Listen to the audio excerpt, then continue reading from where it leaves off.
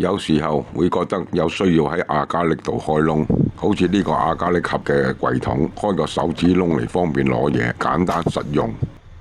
喺個摩打座開個窿嚟安裝個摩打，幫把散熱線整個支架。呢個係我個收邊機連組裝板，收邊機係木田1/4寸，最基本嘅號型，最大嘅功率係404瓦。呢支係1/8寸嘅單人雕刻刀，刃長7mm，用變徑套就可以安裝喺1/4寸機度。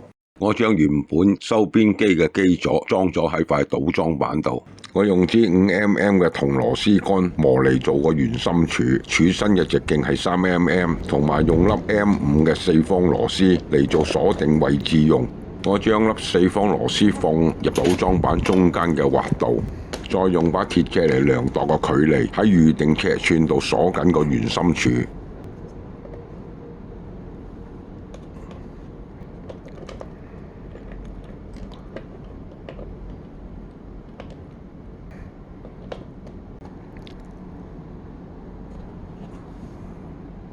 呢次我係準備開個半徑4cm 嘅窿，我準備用個細轉台喺要開窿嘅4.5mm板，喺準備開窿嘅圓心轉個3mm窿，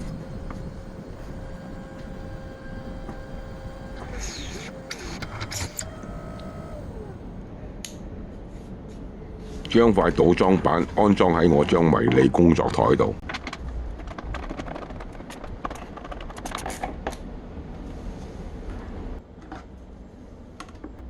只要將塊亞加力板個圓心放喺圓心柱上邊，之後壓落去支高速轉動嘅刀嗰度轉一圈，咁就開咗個窿㗎啦。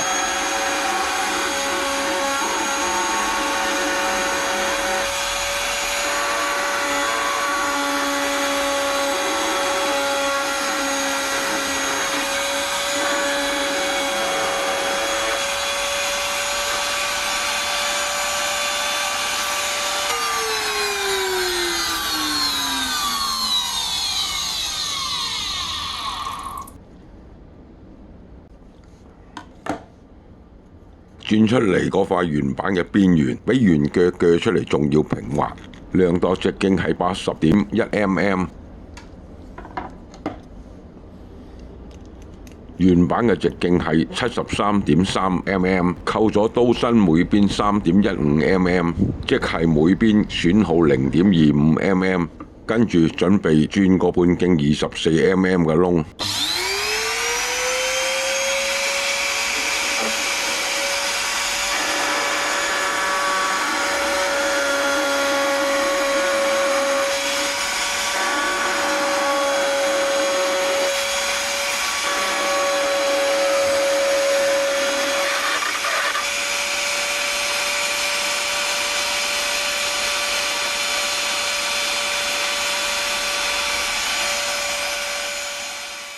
但係呢個方法限於組裝板嘅結構啊，開唔到半徑20mm 以下嘅窿，所以我喺淘寶買咗盒廉價嘅金屬開孔器。打開個盒呢，全部都係英語說明。呢啲廉價嘅開孔鋸啊，我都係試用一把細把啲先，直徑係31.3mm。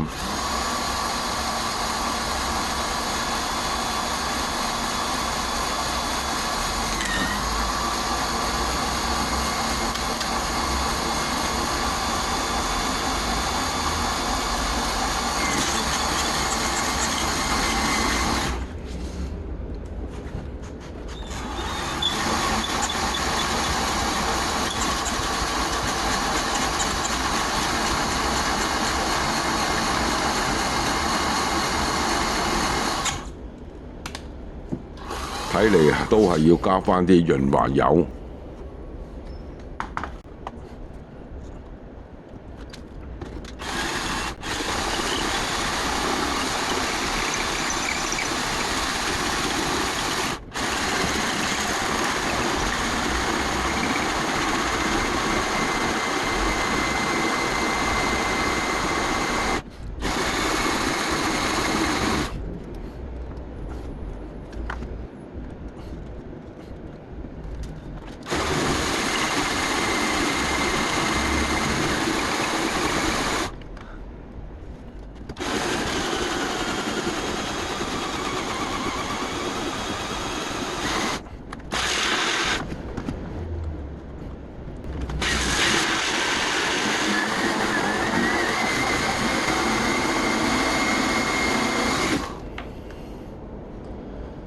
經過超過3分鐘嘅費力之後，終於轉穿咗個窿。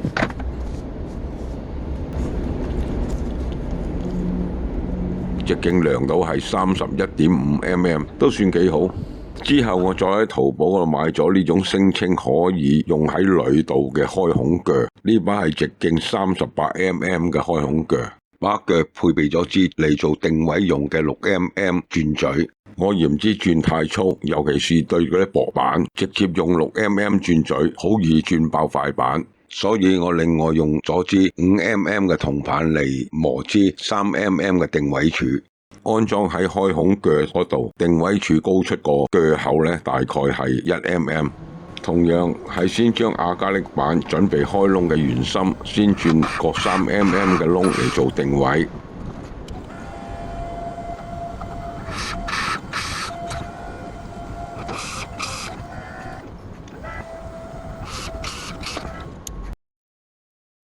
之後再用呢台大轉台呢嚟開窿，把轉呢個摩打係據稱功率達到720瓦。把轉除咗裝有調速器同電壓錶之外呢，再裝多個電流錶，可以觀察電流嘅情況。有時咬住把轉嘅時候，電流會突然升到20安培以上。動力係用1:6帶動減速，增加低速嘅扭力。轉夾都係喺淘寶買嘅廉價轉夾，所以成套廉價組合呢個精確度就唔能夠要求太高啦，晃動震動就在所難免。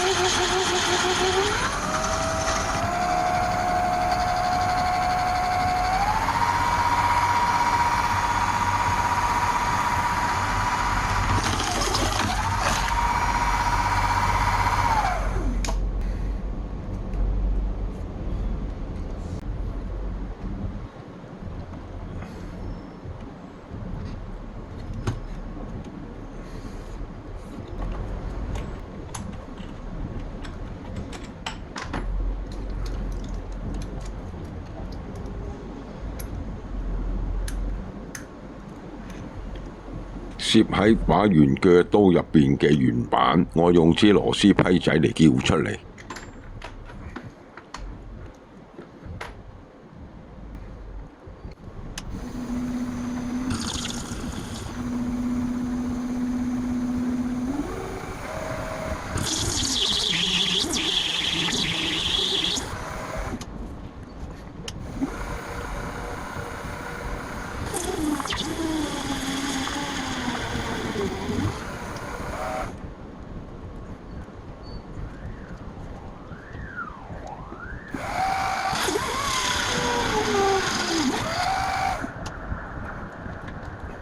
之後再開3個26mm嘅窿，細嘅窿呢係容易轉好多。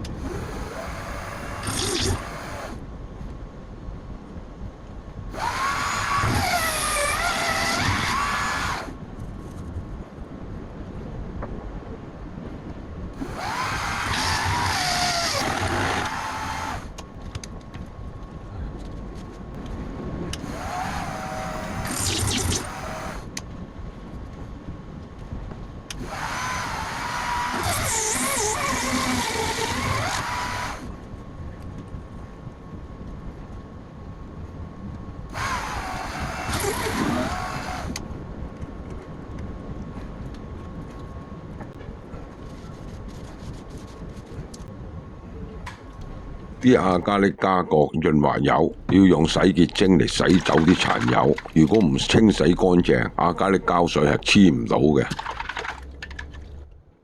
啲殘留嘅潤滑油好似病毒咁黐到周圍油油膩膩，不過仍然比病毒容易應付，至少可以感覺到摸到喺邊度，知道洗邊度，洗得夠唔夠乾淨。病毒係睇唔到摸唔到，中咗幾日後先至知，到時已經唔死一身潺啦。